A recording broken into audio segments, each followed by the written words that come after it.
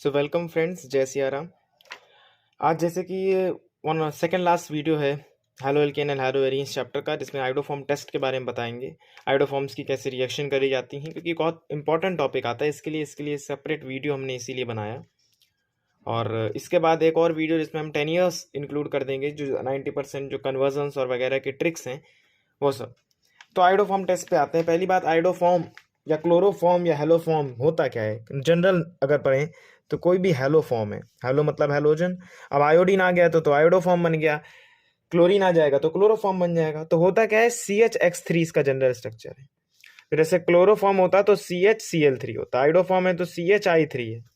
इस तरीके से चलता है। अब कौन से कंपाउंड आइडोफॉर्म टेस्ट देते हैं, इसकी सिंपल ट्रिक समझिएगा। जिनके पास कीटो मिथाइल ग्रुप होता है, कीटो मिथाइल ग्रुप जिनके पास होता है, presence of keto methyl group. अब ये क्या है भैया, समझो। जिस कंपाउंड के स्ट्रक्चर में आपको CH3C डबल बॉन्ड O दिख जाए, CH3C डबल बॉन्ड O दिख जाए, या फिर CH3CHOH दिख जाए, अगर ये दोनों दिख रहे हैं तो वो आइडोफॉर्म टेस्ट देगा। अच्छा, एक्सेप्शन क्या है, कार्बोक्सिलिक एसिड नहीं देता है। कार्बोक्सिलिक एसिड या उससे कोई भी डेरिवेटिव उसका हो, वो आइडोफॉर्म टेस्ट नहीं देंगे, ध्यान दीजिएगा। वो आइडोफॉर्म देंगे ही नहीं। एसिड हो गया, अमाइड हो गया, एनाइड्राइड हो गया, ईस्टर हो गया, मतलब जो भी कार्बोक्सिलिक एसिड के कंपाउंड्स के डेरिवेटिव्स हैं वो नहीं देते हैं। बाकी कीटो मिथाइल ग्रुप देता है। और अगर जैसे इथेनॉल है या जिसमें CH3CHOH आ जाए, फॉर एग्जांपल हम कहें एसिटाल्डिहाइड,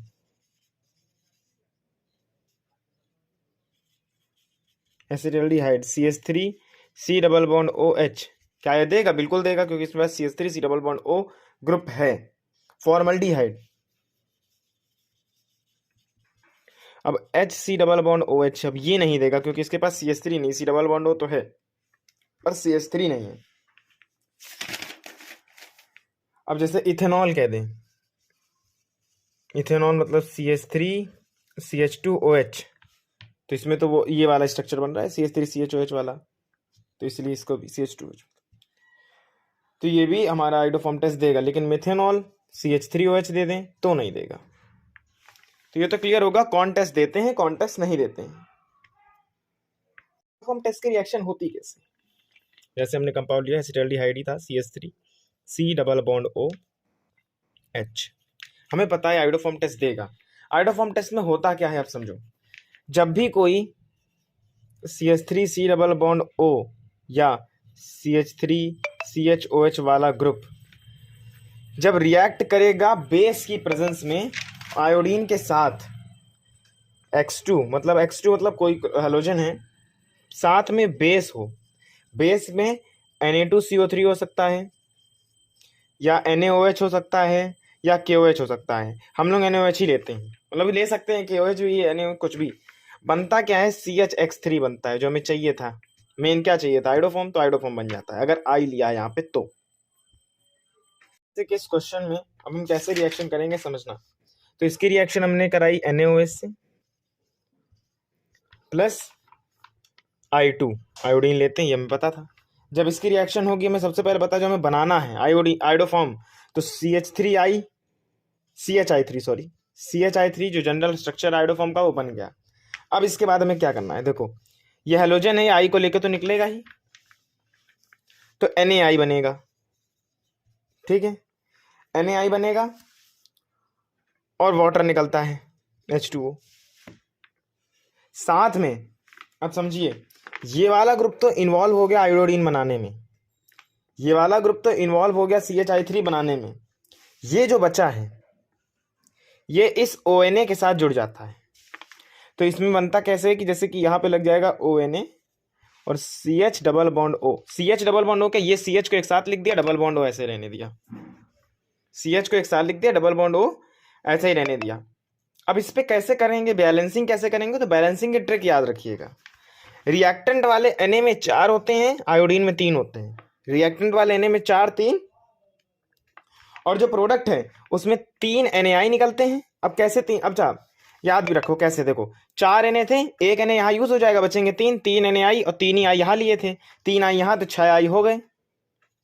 3 2 6 I थे, तो 3 यहाँ पे 3 यहाँ पे, 3 NaI, भाई 3 Na चाहिए थे तो 3 Na यहाँ से मिल जाएंगे, और 1 Na है तो 4 कंप्लीट हो गया। वाटर में भी 3 रख देते हैं, बस इतना काम है। मतलब 4 3 3 3, रिएक्टेंट के Na में बस 4 लगेगा, बाकी H2O 3 होते हैं, NaI 3 होते हैं, I2 3 होते हैं। सिंपल, इसे ऐसे याद रखते हैं। फॉर एग्जाम्पल हम सेकंड वाला लें, CH3C double bond O CH3, iodoform test देगा। सबसे पहले तो ये देखते हैं आइडोफॉर्म टेस्ट देगा, हाँ देगा। चल प्लस, तो 4 NaOH हो गई, 3 I2 होगा बताया था। रिएक्शन हुई, क्या बना? सबसे पहले तो हमें जो बनाना था CHI3 वो बन जाएगा, प्लस 3 NaI निकलते हैं हमें पता है, प्लस 3 H2 हमें पता है। अब बचेगा क्या? ये वाला तो हट गया, तो बचा ये, इससे ONA जुड़ जाएगा, मतलब CH3C double bond O ONA जुड़ जाएगा इससे। क्लियर? ऐसे ये कंपाउंड है। इस पे अगर करें तो हमें जैसे पता है 4 NaOH 3 I2 की रिएक्शन होगी। सबसे पहले जो हमें मेन काम था CHI3 बनाना। येलो PPT होता है, हाँ ये हमने किसी ने बताया नहीं अभी तक, बता दें, येलो प्रेसिपिटेट होता है, ठीक। प्लस जो 3 NaI 3 H2O, एंड अब CH3 तो इस पे इन्वॉल्व हो गया, तो जो बचा उसके साथ ONO, मतलब कि ये बेंजीन था, C डबल बॉन्ड O था, और ONA आ जाएगा, ठीक है। अब कैसे आइडोफॉर्म टेस्ट के क्वेश्चंस आते हैं वो समझिए। अब इस केमिकल टेस्ट पे क्वेश्चन आते कैसे हैं समझिए। आएगा, write a chemical test to distinguish between acetaldehyde and formaldehyde. ये क्वेश्चन आ गया, मान लीजिए कि एसिटल्डिहाइड और फॉर्मल्डिहाइड में कोई केमिकल टेस्ट बताओ जो डिस्टिंग्विश कर सके, तो हम लिखेंगे iodoform test. Iodoform test, acetaldehyde होता क्या है? CH3C डबल बॉन्ड OH, और फॉर्मल्डिहाइड क्या होता है? HC double bond OH।